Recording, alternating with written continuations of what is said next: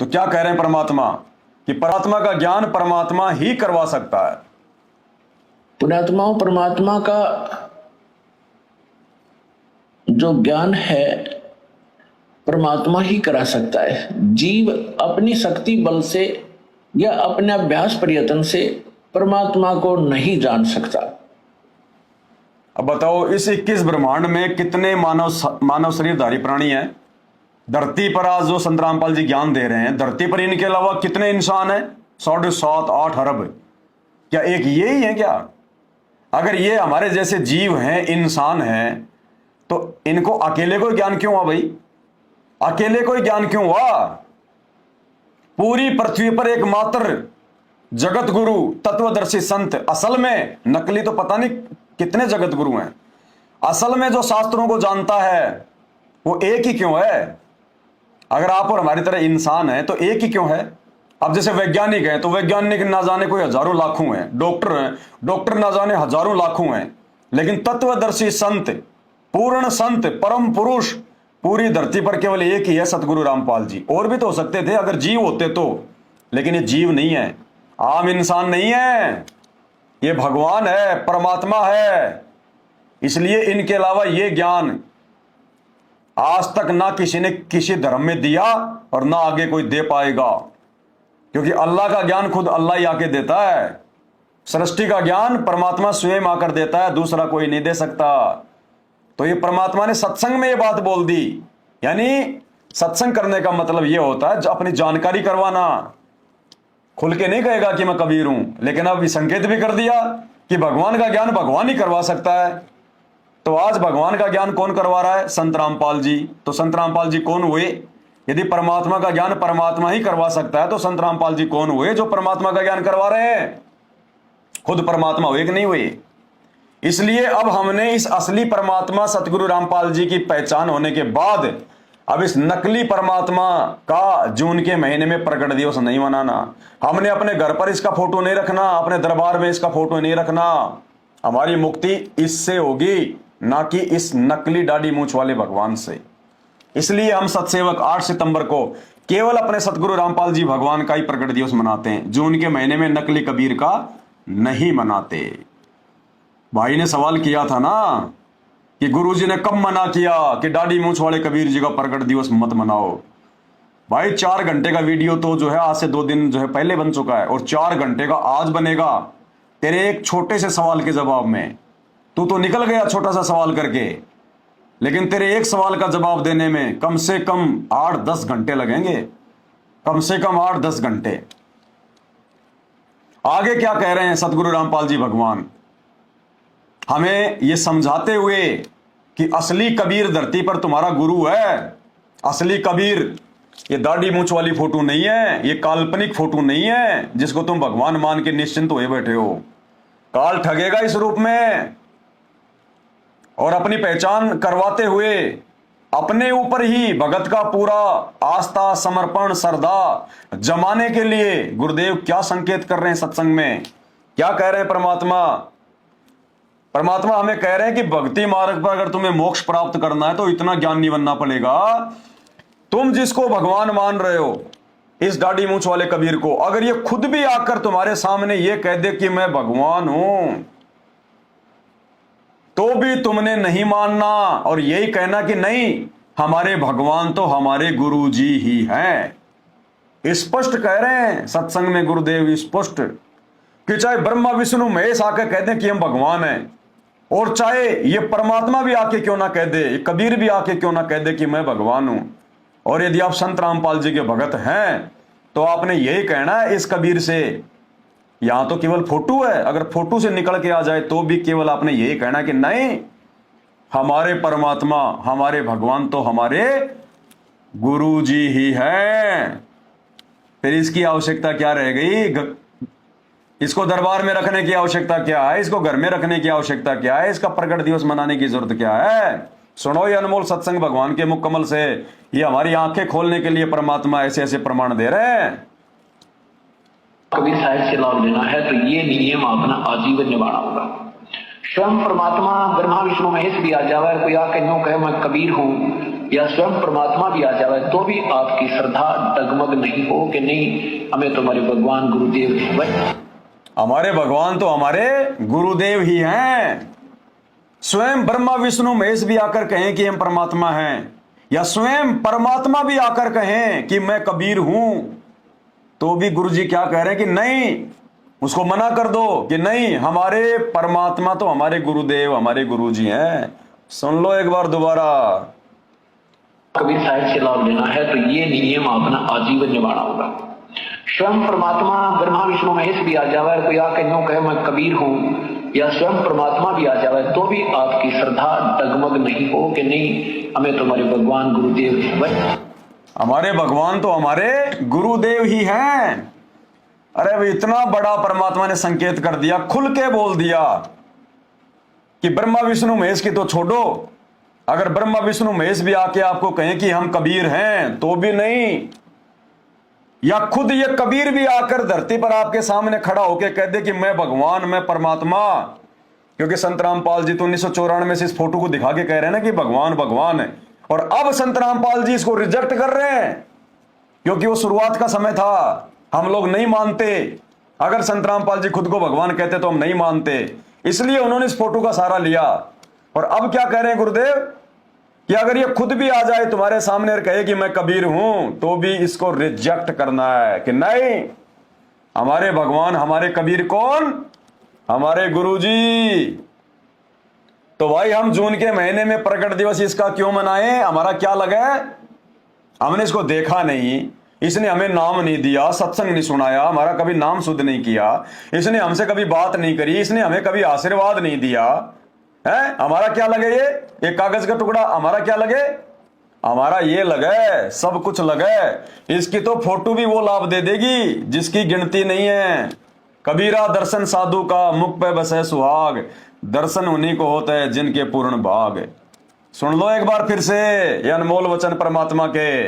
ये सत्संग कोई मनोरंजन के लिए नहीं किए भगवान ने, टाइम पास के लिए नहीं करे। अगर सत्संगों पर चलोगे तो सतलोक जाओगे, नहीं तो जितनी भक्ति करी है अपनी खाओ कमाओ, देवी देवता बनो, ब्रह्मा विष्णु महेश बनो, फिर गदाराम बनो। कबीर साहिब से लाभ लेना है तो ये नियम अपना आजीवन निभाना होगा। स्वयं परमात्मा ब्रह्मा विष्णु महेश भी आ जाए, कोई आके यूं कहे मैं कबीर हूं, या स्वयं परमात्मा भी आ जाए तो भी आपकी श्रद्धा डगमग नहीं हो कि नहीं हमें तुम्हारे भगवान गुरुदेव हमारे भगवान तो हमारे गुरुजी हैं। तू होगा कबीर, तू होगा ब्रह्मा विष्णु महेश, हमें तेरे से कोई लेना देना नहीं भाई हैं। हमने तो जब से आंख खोली है आध्यात्मिक क्षेत्र में, हमने तो हमारे बाप सतगुरु रामपाल जी को देखा है, और जो भी कुछ उन्होंने दिया, और हमने भी भाई जो कुछ लेना उन्हीं से लेना है। तो देखो भाई और बहनों, अब थोड़ी देर पहले बात चल रही थी कि सलमान खान आओ, चाहे अमिताभ बच्चन आओ, चाहे नरेंद्र मोदी आओ, चाहे राष्ट्रपति आओ कोई देश का, हमने बिल्कुल भी उनको महत्व नहीं देना, उनके आगे पीछे नहीं घूमना, उनके साथ में फोटोएं नहीं लेनी, उनको विशेष महत्व नहीं देना। तो देखो परमात्मा भी क्या कह रहे थे सत्संग में कि ब्रह्मा विष्णु महेश भी आ जाए कि मैं कबीर हूं, या खुद ये कबीर भी आ जाए कि मैं हूं भगवान असली, जो तुम्हारे गुरुजी बता रहे हैं 1994 से, कबीर जी जिसका जून के महीने में तुम प्रकट दिवस मना रहे हो वो मैं हूं। तो गुरुजी मना कर रहे हैं कि नहीं, हमारे भगवान हमारे परमात्मा तो हमारे गुरुजी ही हैं। भाई और बहनों, बंदी छोड़ की विशेष दया जो ये सात संगति हम सुन रहे हैं, ये बातें सतगुरु रामपाल जी भगवान या उनके विशेष मेहर के पात्र, कृपया पात्र भगत के अलावा कोई नहीं बता सकता। हमारे दिमाग में आएंगी नहीं ये बातें, आ ही नहीं सकती बातें। गुरुदेव कहते हैं सब सुमरे अपने अनुमाना तो गति लखी न जाए, कहे कबीर कृपया कर जन पर ज्यों की त्यों समझाए। ये बातें केवल वही भगत बता सकता है जिसके ऊपर उसका गुरु विशेष मेहर करे, दया करे, अन्यथा नहीं हो सकता बिल्कुल भी। अब आगे सारी पोल पट्टी खोल दी गुरुजी ने इसकी, इस दाढ़ी मूछ वाली फोटो की सारी पोल पट्टी खोल दी गुरुजी ने। एक समय तक तो गुरुजी ने इसको भगवान बताया, हमारे घर पे इसकी फोटो लगवाई ताकि हम लोग देवी देवताओं की भक्ति छोड़ के और उस कबीर भगवान की भक्ति पे लगे, हम अपने गुरुजी की बातों को सुने। और जब गुरुजी को लगा कि हाँ अब मेरे बच्चे धीरे धीरे इस भक्ति पे आगे बढ़ रहे हैं। तो अब गुरुजी ने भक्ति के विधान अनुसार कि गुरु को भगवान माने बिना फिर मोक्ष नहीं हो सकता, तो गुरुजी को पता था कि अगर मैं इस फोटो को रिजेक्ट नहीं करूंगा धीरे धीरे धीरे धीरे सत्संगों में, तो इस संगत की आस्था तो इस कागज की फोटो पे टिक जाएगी, दाढ़ी मूछ वाली फोटो पे टिक जाएगी, मेरे को तो भगवान मानेगी नहीं, कबीर मानेगी नहीं, तो मोक्ष इनका हो नहीं पाएगा। तब गुरुजी ने धीरे धीरे धीरे धीरे सत्संगों में इस दाढ़ी मूछ वाली फोटो को रिजेक्ट करना शुरू कर दिया। परमात्मा कहते हैं भगत के लिए एकमात्र पूजनीय केवल उसका गुरु होता है, बाकी किसी का अनादर नहीं करना चाहिए। लेकिन अब आप जो सत्संग सुनने जा रहे हैं, उस सत्संग में तो गुरुजी ने यहां तक कह दिया कि ये दाढ़ी मूछ वाले कबीर जी का अगर आपके सामने आके खड़ा हो जाए तो उसका आदर भी नहीं करना, दाढ़ी मूछ वाले का तो आदर भी नहीं करना, क्योंकि काल हमें इसी रूप में ठगेगा त्रिकुटी पर, इसी रूप में। देखो ब्रह्मा विष्णु महेश से हम नहीं ठगे जाएंगे क्योंकि तत्व ज्ञान हो गया, लेकिन इसको तो हमने भगवान मान रखा है ना, तो इसके रूप में काल ठगेगा, क्योंकि काल ने ये दाढ़ी मूछ वाला रूप बनाने का आदेश भगवान से मांग रखा है। इसलिए गुरुजी चाहते हैं कि इसमें तुम्हारी किसी प्रकार की कोई भी आस्था ना हो। ये दाढ़ी मूछ वाले को तुम अपने घर से, अपने दरबार से बिल्कुल निकाल दो इसको, और अपने गुरुजी को बसा लो अपने घर में, अपने घट में। आप सुनो सत्संग, गुरुजी कह रहे हैं इसका तो आदर भी नहीं करना, आदर भी, और तुमने इसको दरबार में लगा रखा है?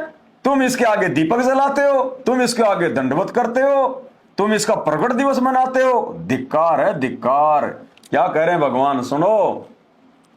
कहते हैं कबीर गुरु मर्यादा ना भक्तिपन और नहीं पिया का अधिकार। कहने जब दूसरे पर आस्था होगी तो आप अपने मालिक से ऑटोमेटिक कटिए, परमात्मा से। परमात्मा कबीर जी कहते हैं कि गुरु गोविंद दोनों खड़े किसके लागू पाए, और बलिहारी गुरु अपना जिन गोविंद दिया मिलाए। मान लीजिए उस दुष्टा में, उस ढेडनी में बड़ी बात करते हैं, कबीर जी आते हैं, वैसे तो भूत आता उसमें कत्ती जैसे ये, तो परमात्मा ये कहना चाहते हैं गुरु भी खड़ा है और मैं भी आके खड़ा हो जाऊं, यानी मेरा कृपा पात्र संत जो तुम्हारे संपर्क में है वो और मैं साथ में दोनों खड़े हो जावा, तो तुमने मुझे नहीं अपने गुरु जी को स्वीकार करना, प्रणाम करना है, तो मैं तुम्हें पसंद करूंगा, तब मैं तुझे चाहूंगा, तब मेरे अपने मानूंगा, नहीं तो तुम्हें कोई भी भ्रमित कर देगा मेरे रूप में आके। अपने गुरु जी के अतिरिक्त किसी को नहीं आदर देना, भगवान को भी नहीं देना, मतलब यहां तक कह दिया। क्या स्पष्ट कर दिया गुरुजी ने? सब कुछ स्पष्ट कर दिया। इस फोटो की मिट्टी पलीत कर दी गुरुजी ने, मिट्टी पलीत। क्या कह रहे गुरुजी कि भगवान का आदेश बता रहे हैं। चलो आप लोग गुरुजी का आदेश तो नहीं मानते, इसको भगवान मानते हो ना, तो इसी का आदेश बता रहे हैं कि ये भगवान क्या कह रहा है कि गुरु गोविंद दोनों खड़े किसके लागू पाए, बलिहारी गुरु आपना जिन गोविंद दियो मिलाए। क्या कह रहा है ये भगवान कि एक तरफ तो मेरा भेजा हुआ संत, अगर आप इसका भेजा हुआ संत इनको मान रहे हैं, संत रामपाल जी को मान रहे हैं, तो ये खुद ही कह रहा है, क्या कह रहा है कि एक तरफ तो मैं खड़ा हूं और एक तरफ मेरा भेजा हुआ संत खड़ा है। तो क्या कह रहे हैं ये दाढ़ी मूछ वाला कि आपने अपने गुरुजी को ही महत्व देना है, इसको महत्व नहीं देना, यानी मुझे महत्व नहीं देना, मुझ कबीर को महत्व नहीं देना। क्यों? अगर तुमने मुझे महत्व दे दिया तो मेरे रूप में आकर तुम्हें कोई भी ठग सकता है, कोई भी ठग लेगा। अरे खुद कह रहा है ये दाढ़ी मूछ वाला कि एक तरफ तो मैं खड़ा हूं और एक तरफ मेरा भेजा हुआ संत खड़ा है, हम दोनों खड़े हैं। आपने केवल अपने गुरुजी को ही महत्व देना है, मुझे महत्व नहीं देना बिल्कुल भी। फोटो की बात तो छोड़ो, कह रहा मैं साक्षात आ जाऊं तो भी अपने गुरुजी को ही महत्व देना है। क्यों? वरना तुम्हें कोई भी मेरे रूप में आके ठग लेगा। कौन से रूप में? इस रूप में आके ठग लेगा। अब इस रूप में क्यों ठग लेगा, ये क्यों कह रहा है ये बात? और संत रामपाल जी के रूप में कोई क्यों नहीं ठग सकता? संत रामपाल जी का रूप बनाकर कोई क्यों नहीं ठग सकता? रीजन क्या है उसका, ये वीडियो देखिए। इसका रीजन परमात्मा ने सत्संग में बताया। बहुत भयंकर रीजन है भाई और बहनों। काल का बहुत भयंकर षड्यंत्र है त्रिकुटी पर। गुरुदेव ने बताया कि जब प्रथम बार वो कबीर भगवान इस सृष्टि में आया तो तपस्या पर काल की और परमात्मा की भेंट हुई थी, हमें सब पता है। काल ने बहुत सारे वरदान मांगे थे, जगन्नाथ का मंदिर बनवाना, 3 युगों में जीव थोड़े ले जाना, कलयुग में कितने ले जाना है, रामचंद्र जी का राम सेतु बनवाना। और एक वरदान उसने और मांगा था, क्या? काल ने कहा था कि परमात्मा मुझे वरदान दो कि मैं आपका रूप बना सकूं। कौन सा रूप? ये वाला रूप। क्योंकि कबीर परमात्मा काल के सामने तपस्या पर अपने ओरिजिनल रूप में नहीं आए थे, इस रूप में नहीं आए थे, अपने पुत्र जोगजीत के रूप में आए थे, भेष बदल कर आए थे, इस दाढ़ी मूंछ वाले रूप में आए थे। तो काल ने कहा कि मुझे वरदान दो कि मैं आपका रूप बना सकूं। रूप क्यों मांगा उसने? काल को पता था कि ये नीचे जाएगा, जीवों को सतलोक का ज्ञान देगा, उनको अपना शिष्य बनाएगा, और शिष्य की आस्था तो अपने गुरुजी पर होती है। तो मैं फिर जब वो त्रिकुटी पे आएंगे ना, वो जब भगवान के भगत जब त्रिकुटी पर आएंगे तो उनको तो ये रहेगा कि हमारे गुरुजी तो ऐसे हैं, भगवान तो ऐसा है, परमात्मा तो दाढ़ी मूंछ वाला ऐसा है। और काल ने कहा कि मैं आपका रूप बना सकूं, मुझे आशीर्वाद दे दो। काल ने वरदान ले लिया ये रूप बनाने का। ये रूप बनाकर काल ने सोचा मैं त्रिकुटी पर ठग लूंगा उनके भक्तों को। सुनो, वरदान मांग रखा है काल ने, इसलिए गुरुजी सत्संगों में इस दाढ़ी मूंछ वाली फोटो को रिजेक्ट कर रहे हैं कि अब छोड़ दो इसका पीछा। सुनिए, के बचन भर लो, बचन भर लिया, भर लियो भाई। ने बोला जी कि 4 युगों में 3 युगा में जीव थोड़े ले जाना, सतयुग, त्रेता और द्वापर, और चौथा युग जब आवे कलयुग कितने ले जाइयो। ने बोला बढ़िया ढाई तन तया। अच्छा भाई कोई बात ना है। दूसरा ये है कि मैं आपका रूप बना सकूं, मैंने ये आज्ञा दे दो। तक बना लिए, तेरे रूप तक की आंट लागेगी। मेरे अंश के पास जिस पास नाम होगा तेरा रूप रह ही नहीं सकता उसके आगे। तो फिर और एक और कहा कि आप जब जाओ, और सुन लो एक बार, काल ठगेगा। जब आवे कलयुग कितने ले जाइयो। बोला बढ़िया ढाई तन तया। अच्छा भाई कोई बात ना है।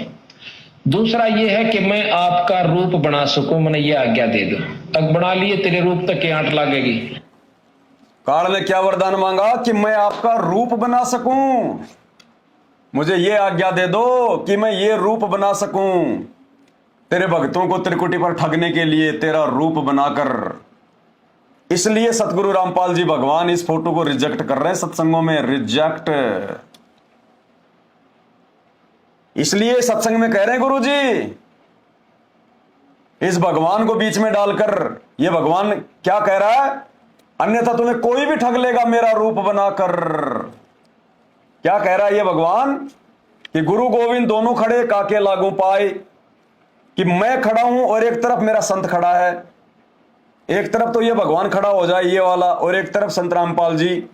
तो ये भगवान खुद कह रहा है कि मेरे को नहीं, अपने गुरुजी को याद आदर सत्कार देना, अन्यथा मेरे इस रूप में आकर तुम्हें कोई भी ठग लेगा। क्यों? क्योंकि काल ने वरदान मांग रखा ठगने के लिए। इसलिए यहां गुरुजी हमें जगा रहे हैं, चेता रहे हैं, इस फोटो को रिजेक्ट कर दो, फाड़ के फेंक दो। सुनो क्या कह रहे हैं परमात्मा, और मैं साथ में दोनों खड़े हो जावा। तो क्या कह रहे हैं? दोनों साथ में खड़े हो जाएं।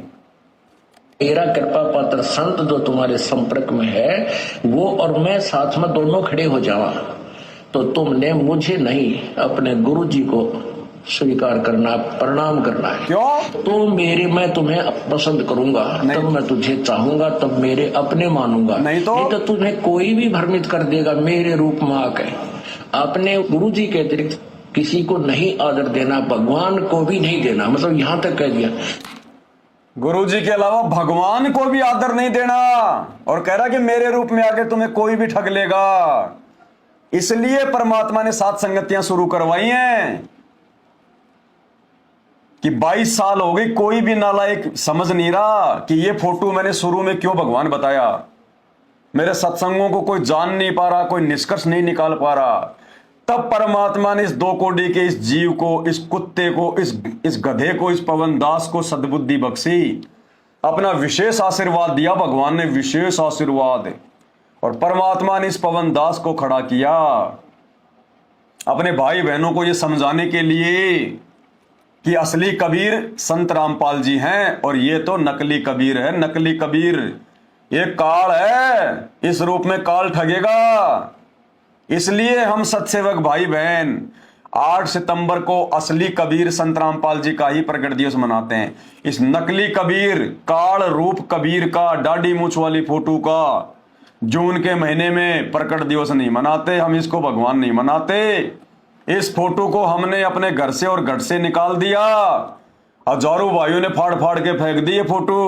कितने मुकदमे हो रखे हैं हमारे ऊपर, लेकिन जब तक इस बाप का हाथ है तब तक कोई माई का लाल कुछ बिगाड़ भी नहीं सकता, कुछ भी। इसलिए भाई हम केवल अपने गुरु जी को परमात्मा मानते हैं और वही परमात्मा है, और आने वाले समय में पूरी दुनिया मानेगी उनको अपना बाप, अपना भगवान मानेगी, अपना अल्लाह मानेगी।